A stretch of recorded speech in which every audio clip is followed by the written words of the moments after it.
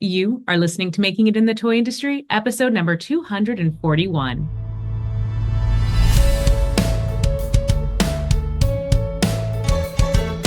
Welcome to Making It in the Toy Industry, a podcast for inventors, entrepreneurs, and makers like you. And now, your host, Azhelle Wade. Hey there, toy people. Azhelle Wade here, and welcome back to another episode of Making It in the Toy Industry. This is a weekly podcast brought to you by thetoycoach.com. Our guests today are two incredible people in the toy industry, starting with my friend Mary Couzin, a trailblazer in the world of toys and games, having created and licensed her own inventions before turning her focus to support other inventors through People of Play. Sound familiar? Mary and I are like twinsies. As the visionary behind the Chicago Toy and Game Fair and the events like the ChiTAG Awards and the Young Inventor Challenge, Mary has spent decades fostering innovation and creativity in the world of toys. Now, with Pop joining the forces with the Toy Association, Mary is steering into this new chapter for the future of play. Additionally, on the podcast today, Greg Ahearn is a transformative leader and the current president and CEO of the Toy Association, where he champions collaboration, innovation, and growth within the toy industry. With a rich history of leadership at iconic companies like Hasbro, Mattel, and Toys R Us, so many synergies here, Greg now leads the Toy Association into a new era, driven by the recent merger with People of Play. So today we're diving into that major merger, that toy industry buzz and hot topic that everyone is talking about since August. Mary and Greg, welcome to the show. Thank you for having us. Yeah, thank you. Yeah, thank you guys for being here. I'm so thrilled to have two titans in the toy industry on the podcast and two major organizations coming together. Now, whether you are an emerging toy creator trying to break into the industry or you're a seasoned corporate professional with a big brand, you've probably heard of the Toy Association. Since 1916, they've been the driving force behind the huge toy market. Their work not only ensures the health and growth of our industry, but they also spearhead some of the most important events in the industry, like the well-known New York Toy Fair. Or Toy Fair New York. I know, I always do that. They advocate for safety, innovation, and of course, play. But here's where it gets really exciting is when the Toy Association joined forces with Pop. So we're going to talk about that today. So the first thing I want to dive into, I want to talk about this merger. Greg, can you explain why the Toy Association chose to pursue a merger with People of Play rather than the traditional form of an acquisition? What's the difference? Why did you choose this language? What does it mean? Yeah, first, thanks for having us on. Yeah. For us, it's part of the overall vision of what we're trying to do at the Toy Association, which is expand the ways in which we're engaging the toy community. And Mary has been a trailblazer within the toy industry. She is a Hall of Famer. There is nobody in the industry that doesn't know Mary and what she's been able to accomplish with People of Play. And so as you look at all of the different ways that Mary has constructed opportunities for the industry to connect in the network, whether it's through the Inventor Pitch and Innovation Conference, whether it's ChiTAG, the Young Inventors competition, the purchase and the running of the Bloom Report, it goes on and on and on in so many ways that she's touching the industry. For the Toy Association, it opened up a totally new way for us to engage different audiences that traditionally are not the manufacturer and the retail community coming together to do business in what would be the more traditional event models. This touches in areas like innovation, creativity, design, inventors, which are all cornerstones of what makes this industry so great. You know, having been on the manufacturing side for a long time, I've worked with inventors, I've worked with great designers, internal designers, and I know the power they have and the influence they have in making this industry what it is. Yeah, that's incredible. What synergies do you see with the two organizations? Where do you see that they align? Oh, well, it's complementary skills. Two things that we do incredibly well. One is the building and production of experiences and events. Yeah. And that is a part of what Mary does. And she has been an unbelievable powerhouse, I think, in terms of not only the concepting and inspiration behind these events, but also just the production side of putting these events on. And so I think tapping into her creativity and the connections and networking that she has, but maybe bringing the might of our production capabilities of putting on events like Toy Fair New York, where we bring in 600 different manufacturers all under one roof, and what it takes to do that. Or what we just did in Los Angeles of putting on and leasing 3 floors in Los Angeles to create the first version of LA fall previews through the Toy Association. That's a great complementary skill. I think also the safety and regulatory and access to that group that is not part of what Mary has in her portfolio, but is, again, I think, an incredible resource for a lot of the inventors and designers that are out there, and even small business owners or folks who want to get into the toy business. We have a ton of resources at the association that helps people get in, or if they are small businesses, how do you go from being a small business to a bigger business?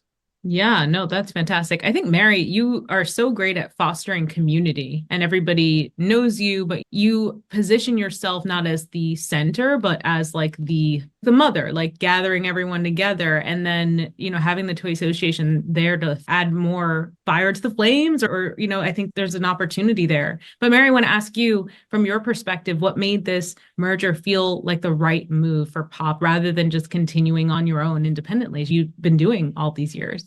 Well, I really wanted to grow the event. I needed a strong partner to grow the events. And organizations like TA realized they needed to diversify. So they were reaching out to me, and we're a perfect complement for the TA, right? Just like Greg said, like what I do doesn't overlap with what they do. We can make each other stronger. And yes, bringing people together, community is like a big word. And I was in a lot of other industries, right? But this is like the one that I love. And when I got here, I was so happy. The people, they're my friends, right? They're my best friends. And I just want to give back in any way I can. And growing these events was a community effort, right? I mean, Azhelle, you've helped promote them, I didn't know as much as I know now getting on one of your committees. I was like, wow, Mary has an army behind her, an army. Yeah. I think that's how you become friends, right? You get into the trenches with one another and you figure things out, and it's those late nights. And I don't think there's another industry like this one where you can become friends like that and where you cheer on your competitors, right? It's really an amazing thing to see when you see Hasbro saying, go Mattel, or one inventor telling another inventor, wow, I'm really glad you got that contract. Well, it's just that everybody supports one another. And I mean, that's lovely. I do feel at your events, especially the taggies, as much as I am rooting for my husband to win, or when it was myself to win, I'm also equally excited when someone else wins. Often I can say, oh, I know them. Congratulations. It actually gets hard when you're nominated for a taggy to promote yourself, because you're like, oh, but my friends are in here. And you're like, but vote for me, So that's beautiful. Pop has a rich history of promoting inventors and creativity in the toy industry. How do you both plan to maintain that spirit and culture now under the Toy Association's broader umbrella? I'm sure people might be worried about that.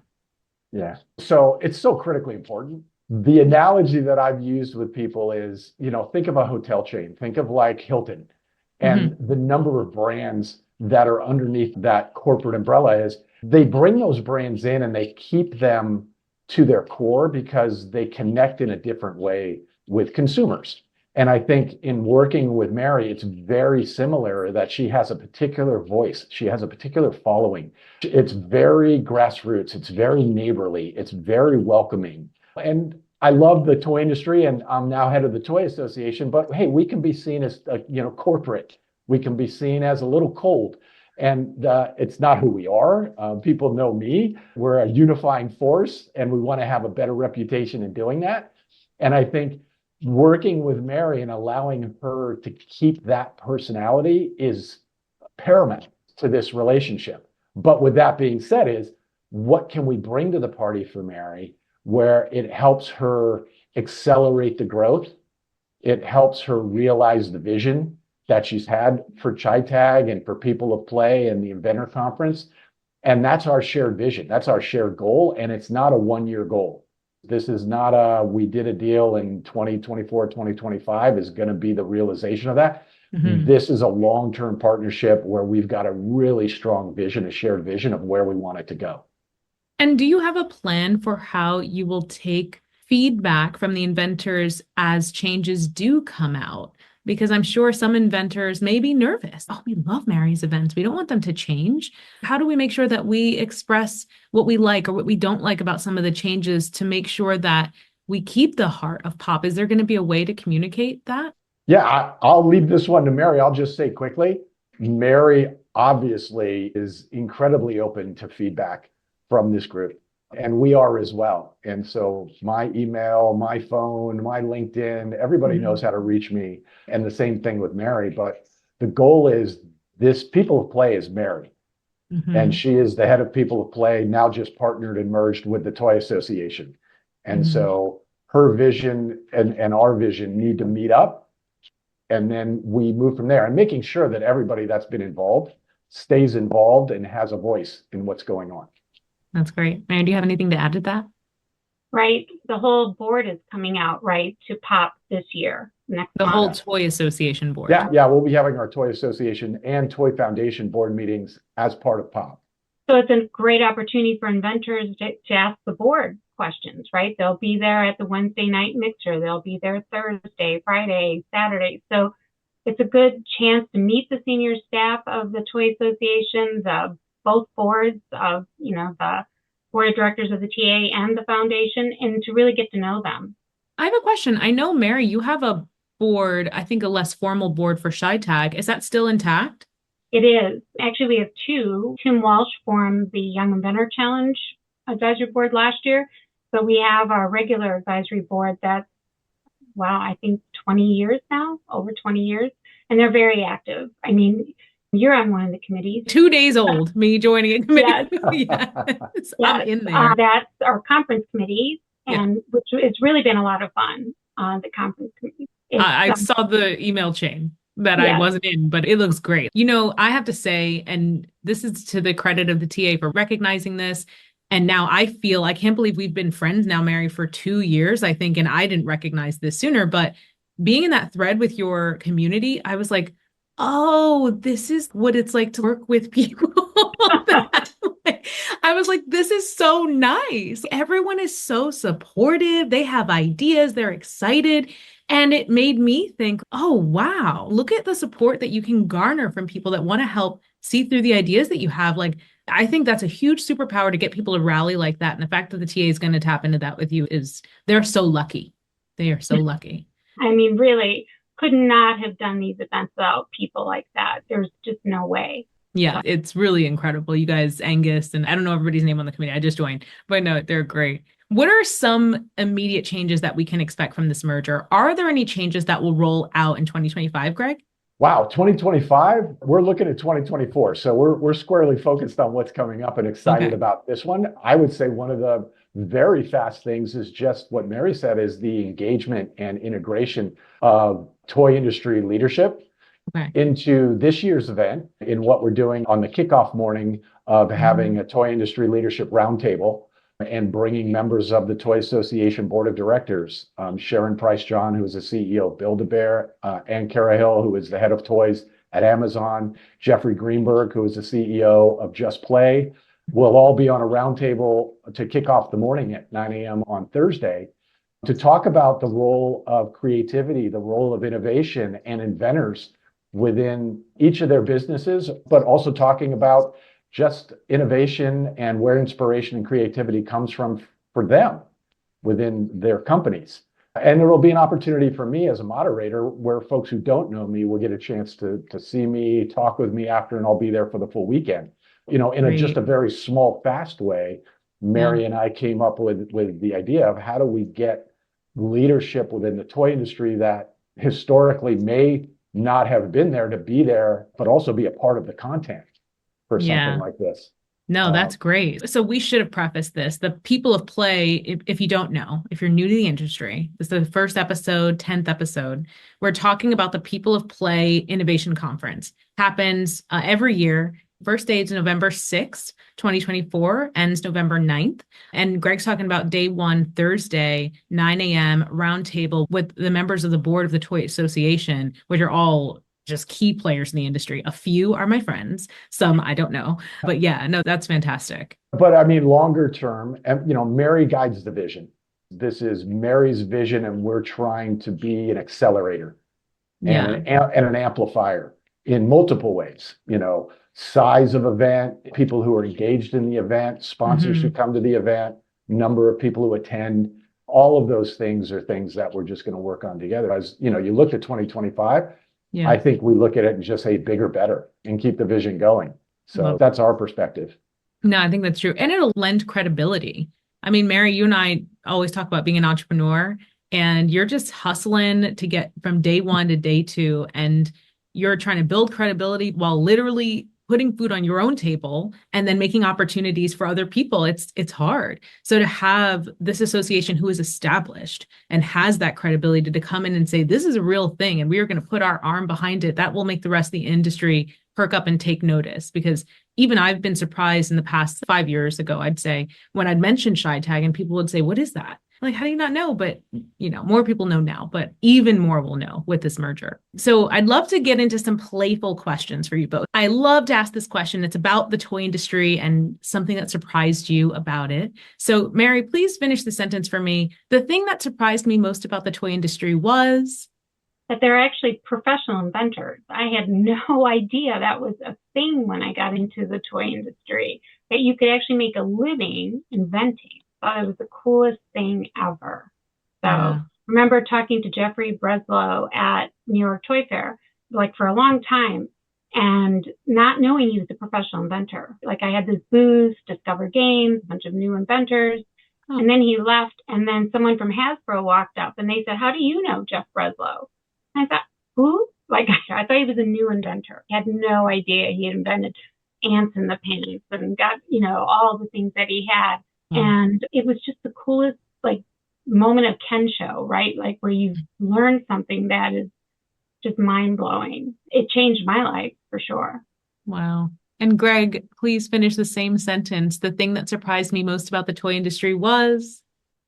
Gosh, like Mary, I've been a lifer in the toy industry, but I did leave to work at Uber for a little bit and to run an ad agency. And it's funny, the Toy Fair New York 2023, when everybody got back together, I was like, I want to be back in the toy industry. And I called my wife when I was on my way in for the first day. And I said, God, it feels like I'm going back to the old neighborhood. And I wonder if anybody's going to care. And it was like I had never left.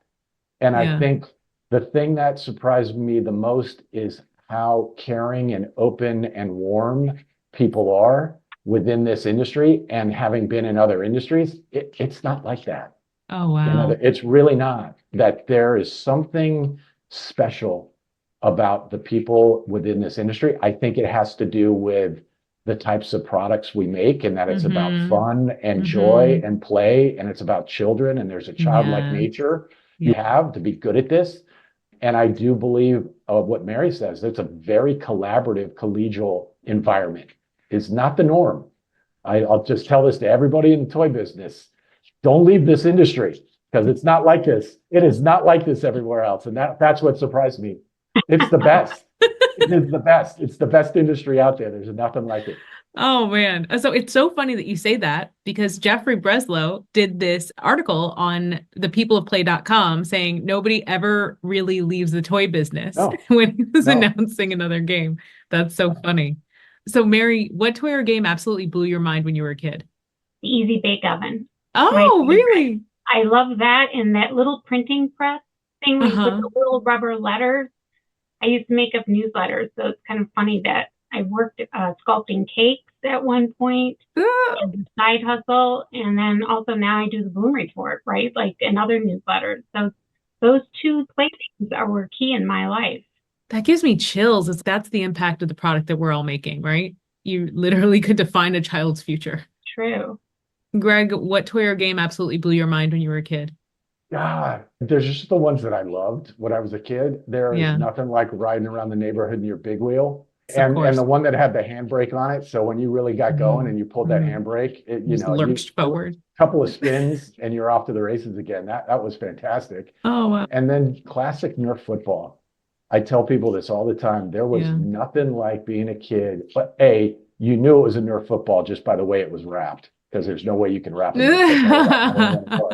But then you would take that cellophane off and it was perfect. And you would go out in the front and, you would just be able to throw that ball as far as you possibly could. There's nothing like it as a kid. Aw, either of you can answer this question. What toy or game do you think completely missed its mark when it first came out that would do really well today? Is there anything that crosses your mind? You're like, that was a really good idea. Wow. I can't think of anything, but they're bringing back a lot of retro items now. It's crazy how many they're bringing back.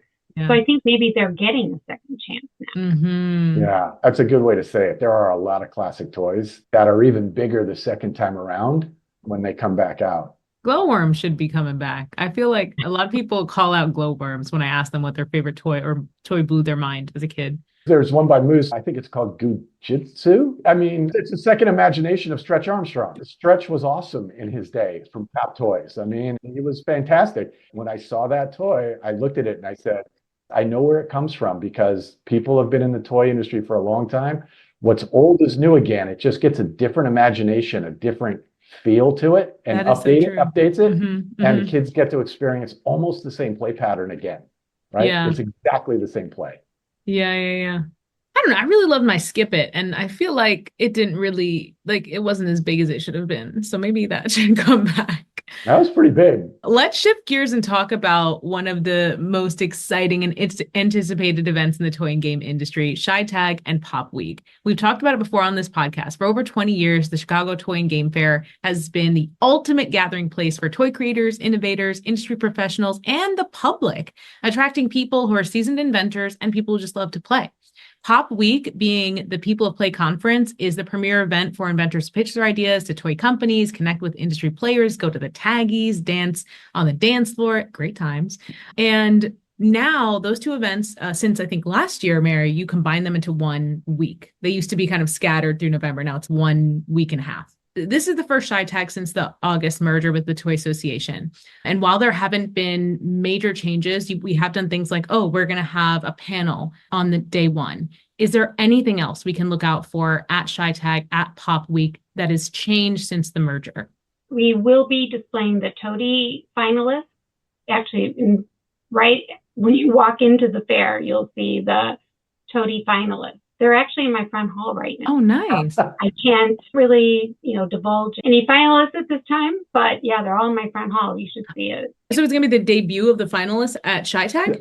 I don't know if it's a debut, but they'll be shown there. Yeah, I think they've been announced, at least I think, to the companies, and I've got to check whether or not we've done it public. I don't think we've done it publicly yet, but I could be wrong. But yeah, Mary's right, is taking advantage of the consumer side of what she does, which is new to the Toy Association, right? We're mostly industry driven. She has the entire consumer side of ChiTAG. And so we said, why not try to take advantage of that and use it as a way to introduce all of the Toady finalists as really the ultimate wish list for kids out there. Oh, I love that. And since the companies know that they're finalists, this is also an opportunity to say, hey, you're going to be exhibited, you're going to be presented as a finalist. Maybe you want to get a booth and exhibit and sell to the consumers that are going to see this. It's all part of the magic, I think, of bringing the manufacturers, creating a happening around what the hot toys are going to be, and then layering on, obviously, all the consumers. There's so much opportunity. This happened in August. We're looking for low-hanging fruit and ways to kind of just add a little bit of spice into it with the panels and with the toadies and other little bits. But you can see, if given the opportunity of a long runway and multiple years, where this is going to go. Oh, yeah, that's great. Greg, the Young Inventor Challenge is super important to Mary and the kids that participate in it. How do you see that evolving as part of the merger, or do you think it'll stay the same? I'll just go back to bigger, better. I think there is so much more opportunity in terms of amplifying and outreach. I love the program. When I was on the manufacturing side, I worked at large places like Mattel and Hasbro, but I also worked at a small company called Odds On. And while I was there, I got to be in charge of inventor relations for about 3 years. And so all of the people that Mary talks about, there are some of those folks that I know really well. And so the inventor side of this, and then the youth side of that, of getting into the young inventors, again, it's a totally different component for the Toy Association of trying to get interest in our industry through young inventors, but also just the power of creativity and seeing how it changes kids' lives. That's something we want to do more of, right? Beyond just the foundation of how do we touch people's lives. This is a great conduit in achieving that. So how do we create more of these opportunities domestically? And I know Mary has broader global aspirations for it as well. That is part of what we can actually be in assistance of, is the backing and the amplification and even, the capital sometimes it takes to be able to make those things a reality. 100%. Even if you had the people, the consultants or the team in place, you need the resources to invest in marketing, something like that, building the strategy and then implementing it. Yeah. And I know, Mary, we're head down entrepreneurs, you can't do it all. Mary, for those new to the industry, what would you say to explain why Pop Week would be so essential, even if they're a new inventor? Because I think what sets us apart is because I started as an inventor myself, I have the empathy with them. And we added components to our program that I wish we had when I started. I mean, we talked about community before, but the give back that these people are willing to give you at this conference, there's nothing like it anywhere. I mean, you can come down to breakfast and be sitting next to Hasbro and Mattel, or right between them. They'll give you their honest feedback, right? And it's also the place many years ago where we introduced all the product acquisition execs to one another. It used to be a very competitive place, and it's not any longer. And so you'll get that honest feedback from people. They'll give you their cards. We have a big, huge mentoring program. And in the evenings, people gather in this big atrium and they're just hanging out, chatting. And that's really what you want. You want this open and warm atmosphere to chat, for sure. I'd like to paint a picture for people. The days at the People of Play Innovation Conference, Pop Week, start with either opening, like an opening talk or a panel. There are different keynotes, different speakers. And then by the time we hit lunchtime, we all break for lunch. And that is kind of your first opportunity to sit with someone you don't know and introduce yourself. And then we have more educational sessions happening until we break at 5 o'clock and then have a reception before people break for dinner. But while all that's happening, there are individual meetings being booked where people are pitching their ideas. And I would just love to give that kind of visual and then ask you, Mary, how would you recommend someone who's new to the industry, who might not have all those in-between meetings booked, make the most of time at lunch? Let's say they sit down at a table where they don't know someone and say what? Just before the podcast, I hung up with a new inventor and I said, you need to just say hello, like to start the conversation, and don't sit by yourself. Go to a table that has people. It's important. It's so important. And I also think we need to talk about something really important here, that you are MC this year. Oh, yes, I am. The conference, and you're giving your talk on AI again. It seemed like everyone came into, like, aside from the keynote, it was one of the most attended talks last year. And there's a lot of updates. Yeah, you really know the topic well, and it shows. Thank you. Yeah, I agree with that. Like, just go and say hello. And also don't be afraid to reference things like even this podcast. Any articles you read about this event, if you reference something like that and you can draw a connection with someone, they likely have read the same Bloom Report article you've read, or they've listened to this episode that you're listening to. If you can call back and make a quick connection, oh, I heard about this AI keynote later from this episode. Are you going to be attending that? That's an instant connection you can make with them because they may have heard about it or they read the calendar. And that's like all you need to get that initial connection, right? Absolutely. Maybe we should send out conversation starters. Got me thinking here. Put them on the table, Mary, at lunch, right? Not a bad idea. And there are a few companies that has like you cards, like designed to help people break through the awkwardness of like corporate events. But I'm sure there are other companies that have conversation cards that would want the promo and say, oh yeah, you can have a few samples to put on tables. Yeah, we can do that. Hasbro, Mattel, and Moose are all sending table toppers this year, all sorts of toys and games. It's going to be really fun, but we can include that. Having ideas on the podcast. Look at that. Look at us go. Okay. If someone is interested in attending ChiTAG or Pop Week, actually, before I say this, I need to explain what ChiTAG is and how it's different from Pop Week. Pop Week is the inventor conference. Inventors are pitching ideas. Inventors are learning about being inventors. ChiTAG is a public-facing fair. So much like the Toy Association has Toy Fair New York, which is a private fair for wholesalers to buy product from toy companies, ChiTAG is a public fair for consumers to buy products from toy companies. If someone's interested in attending ChiTAG or Pop Week for the first time, Mary, what's the best way to sign up? So all the events that we host for the week are on ChiTAG.com. So CHI like Chicago, TAG like toy and game. And we will put the link in the show notes. And there are different levels of access. What's the lowest entry level for Pop Week? If you're just like coming to walk the show, you've never been here before, you're not ready to make meetings, you're just trying to get a lay of the land, what's like the lowest ticket price for you, like the entry ticket price? Oh, for the consumer show, for sure. Okay. We price the tickets quite reasonable there so that people will buy products, right? They'll spend their money buying the products from the exhibitors, and kids make up their wish list there too. So exhibitors should definitely have a QR code or something for the parents to snap so they know where to go back to for their kids. So it's $12 to enter for an adult and $6 for a child. So that's very low entry. That's nothing. So what's really awesome is there's a lot of new inventors around the fair. You know, they're like testing their products, getting feedback. And we have heard from our consumers that attend, that's actually a big draw for them. They love meeting inventors. They love feeling like they're part of the process. They're actually giving feedback on the products. And that's a way for manufacturers to engage their consumers, make them feel like they have a voice. They have a voice in that product. It's awesome to watch.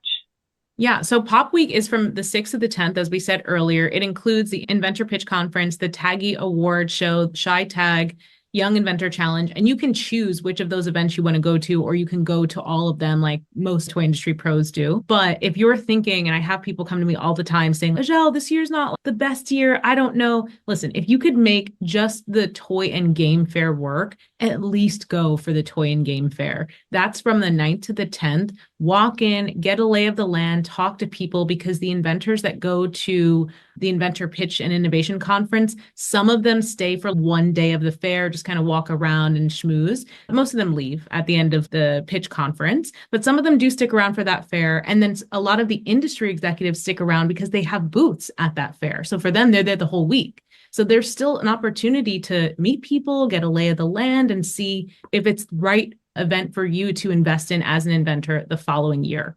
Okay. Is there anything else you guys would like to share before I let you go, Greg? I'll say this, which is, if you are interested in the toy business, going to this Inventor Pitch and Innovation Conference, the folks that are there know that ideas come from anywhere. They come from any person. They can be big, small, little. You can be in another profession and get hit by a lightning bolt and say, oh my God, I just thought of the world's greatest toy. This is for you. If you want to understand what it takes, or get some visibility, or learn whether your idea has what it might take, this is a great place for you to spend just a little bit of time to meet the people who make that happen. Because they're all there. You're on the committees, you know the representation that's at these.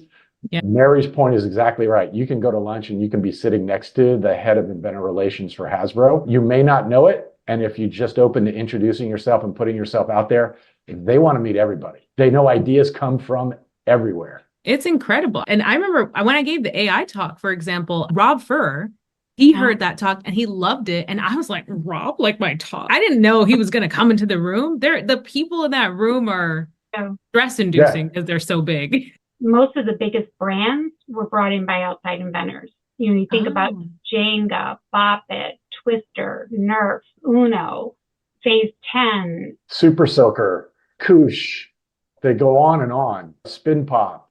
You know, they come from everywhere. That's a perfect segue to the New Inventor Challenge. Mary and I got together and we were like, we need to make this event even better for new inventors in the toy industry, because everyone listening to this podcast knows that's who I focus on. That's who I help. So I was like, how can we make sure the inventor relations reps go to every table and really engage with them? So we're going to make it into a bit of a challenge. We're going to make it so if you're a new inventor at Pop Week, you're going to be set up in a table in the main room where everyone can see your invention, talk to you about it. Like, this is something that happens every year. But what's going to be different this year is there's going to be a rubrics, kind of a voting sheet that the inventor relations reps can vote on your presentation style, the prototype itself, the idea, and the winner is going to get more than I told Mary earlier, because I decided that I'm going to do something a little extra. So the winner is going to get a free admission into Toy Creators Academy, which includes a one-on-one call with me. So that's going to be a pretty cool win for the winner. And this is a challenge that I'm sponsoring. So I want you guys to be a part of it. I'll be building out that rubric. I'll be helping Mary coordinate this whole effort. And I want to make sure that the new inventors that attend People of Play Week are happy and excited and get the full experience of what it means to be a part of this community. Like, people do care. We're going to nurture you and show you how to get in and how to interact with them, how to present your idea, and then reward you if you have the best idea or you have the best one. I'll say this, if there's anything more that you would want from the Toy Association in terms of who that person is and a little extra time or insight or whatever it is, we're more than open to spending time with that person, because you want to encourage all of this. Yes. And again, and we as the association, we want to make sure people know that we're accessible and that we're not just this kind of corporate thing. So if it's time with anybody that's on our staff, that's a great idea. Yes. We'd be more than happy to do that. Yeah, we'll work that out, because you know what it is? It's hard when you're a new inventor and you go to this open room and you don't know if you did a good job or not. There's no road to know if am I getting closer to becoming licensed? You don't know. So this will give people a score sheet, almost like you almost did it, you're almost there, or you did it, you're the best one, and we're going to gift you this additional training to help you go even further. So this is going to be great. Yeah, when I was back with Toys R Us at Toy for New York, one of the things that we would encourage all of the people, the buyers at Toys R Us, is don't just go to the big players. I know. Walk the show and come back.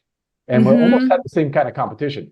Whoever came back with the coolest new product that nobody knew about, right? There was a company called Green Toys way back when, before everybody knew who they were. They were the first one that really put together incredibly well-constructed, beautiful toys made of recycled products. Yeah. And it was someone went and discovered them at Toy for New York. It wasn't an award. It was more casual than that. But it was like a bragging rights. Okay. Yeah, we would come back and sit around the conference room table and we would go around and say, what's the thing you saw that's cool that you think is really cool? And I think the same thing that you're doing here is how people get discovered. It's how people all of a sudden realize, wow, that's a pretty good idea. Who is this person that's behind it? But no, that's a great idea. We didn't talk about having inventor relations reps have a moment together to be like, all right, what did you find? So maybe we have to talk about that. Cool. This was an incredible conversation. I hope that anyone listening to this podcast goes and checks out Pop Week. Go to ChiTAG.com or go to thetoycoach.com/241